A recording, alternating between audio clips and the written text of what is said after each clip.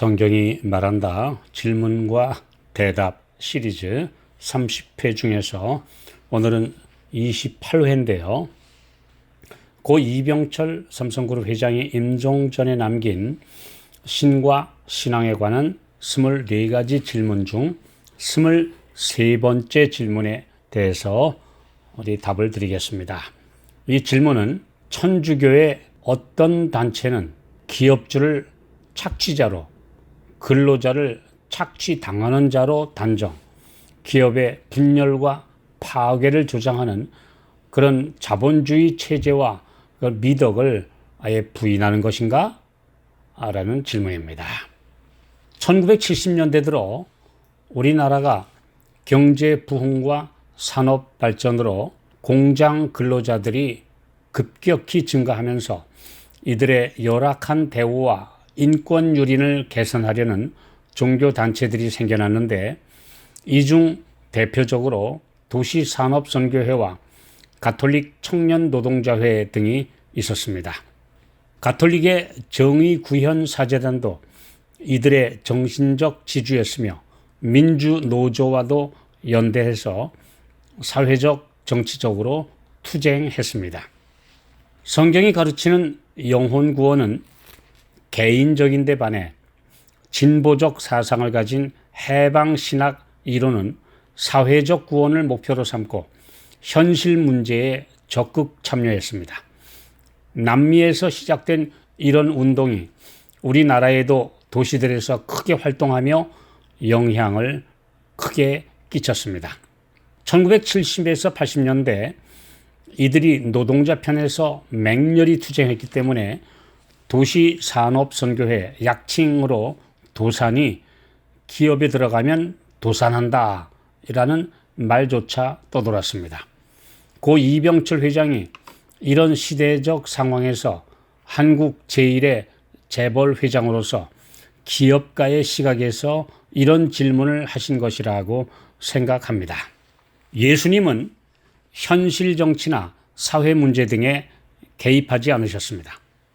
그렇게 하면 천국 복음의 본질인 영혼 구원보다 사회 구조 개선이라는 문제가 제1로 부각되어 복음이 가려지기 때문입니다.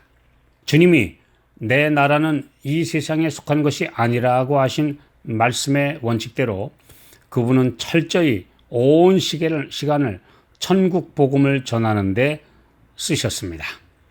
누가복음 12장 13절로 15절, 무리 중에 한 사람이 이르되 선생님, 내 형을 명하여 유업을 나와 나누게 하소서 하니, 이르시되 이 사람아, 누가 나를 너희의 재판장이나 물건 나누는 자로 세웠느냐 하시고 저희에게 이르시되 삼가 모든 탐심을 물리치라.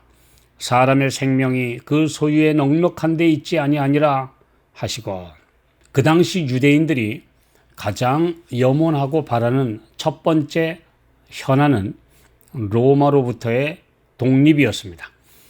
같은 상황을 일찍이 겪은 우리 국민들의 입장에서 볼 때, 만약 예수께서 일제강점기에 이 땅에 오셨다면 기독교인들조차 모두 해방, 광복시켜 주실 구세주를 간절히 바라지 않았겠습니까?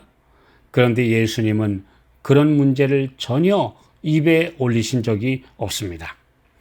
로마 총독이 부과하는 혹독한 세금에 눌려 신음하고 있는 상황에서도 세금을 바쳐야 하느냐라는 질문에 대답하시기를, 가이사 곧 로마 황제의 것은 가이사에게, 하나님의 것은 하나님께 바치라고 하셨습니다. 그 질문은 그분을 정치적, 종교적으로 어느 편을 드시든지 간에 함정에 빠뜨리려는 교활한 의도에서 한 것인데, 예수님은 이렇게 대답하시므로 그런 의도에 말려들지 않으셨습니다. 초기 교회 당시 로마 제국에 기독교가 전파되면서 당면한 사회의 큰 문제는 노예 제도였습니다. 로마시의 인구 100만 명 중 약 절반이 노예였습니다. 노예는 사실상 인권이라는 것이 없는 사람들이었습니다. 그런데 복음을 받아들이고 신자가 된 사람들 대다수가 바로 노예들이었습니다. 그 당시 문서에 보면 사람들이 쓰는 세 가지 도구가 있는데, 첫째로는 움직이지 못하는 도구로 삽, 낫, 도끼 등이 있고, 두 번째로는 움직이는 도구로 소와 말 등 가축이 있으며, 세 번째, 움직이며 말도 하는 도구로 노예가 있다, 이렇게 말했습니다.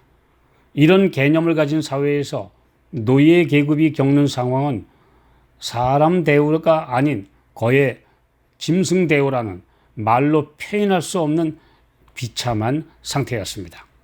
골로새서 3장 22절, 종들아 모든 일에 육신의 상전들에게 순종하되 사람을 기쁘게 하는 자와 같이 눈가림만 하지 말고 오직 주를 두려워하여 성실한 마음으로 하라.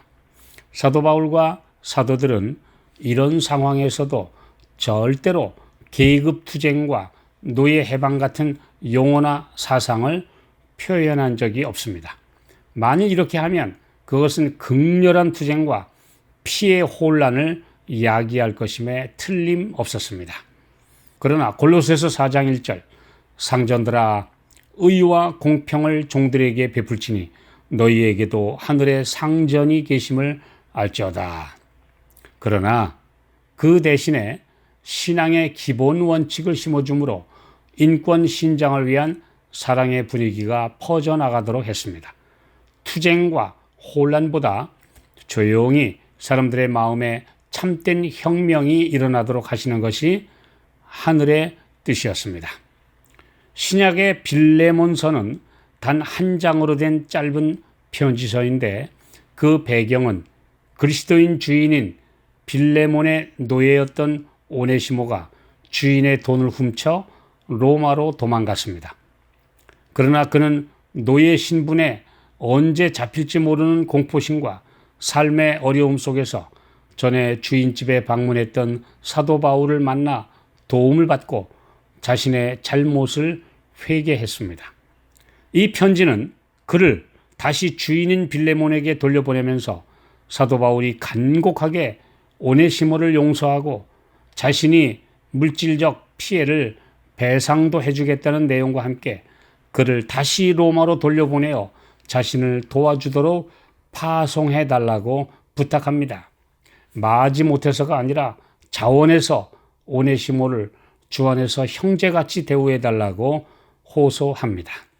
빌레몬서 1장 16절, 이후로는 종과 같이 아니하고 종에서 뛰어나 곧 사랑받는 형제로 둘 자라. 내게 특별히 그러하거든 하물며 육신과 주 안에서 상관된 내게랴. 자유민주주의 체제에서 자본주의는 비록 결함이 많은 제도이긴 하지만 사회주의, 곧 공산주의, 공유경제보다는 낫기 때문에 오늘날 많은 국가에서 비교 우위에 의해 시행되고 있습니다. 어차피 이 세상에서는 완벽한 체제란 존재하지 않습니다. 그러나 많은 시행착오를 거쳐 대다수의 국가에서 채택되어 시행되고 있기 때문에 기독교는 이런 문제를 죄악시하거나 부정하지 않습니다. 그러나 부자들의 한없는 탐욕과 노동자들의 지나친 요구도 둘 다 인간 본성의 바닥으로 갈수록 갈등과 싸움과 극한 투쟁을 유발합니다. 그러나 참된 그리스도인들은 이런 문제에 매달려 영원한 생명을 얻는 문제를 뒷전으로 돌려서는 안 됩니다. 그 대신 사랑이 지배하는 분위기에서는 그리스도인 기업가나 근로자들 모두가 서로 양보하고 화합하도록 변화시켜 줍니다. 이것이 바로 하늘의 정신이기 때문입니다.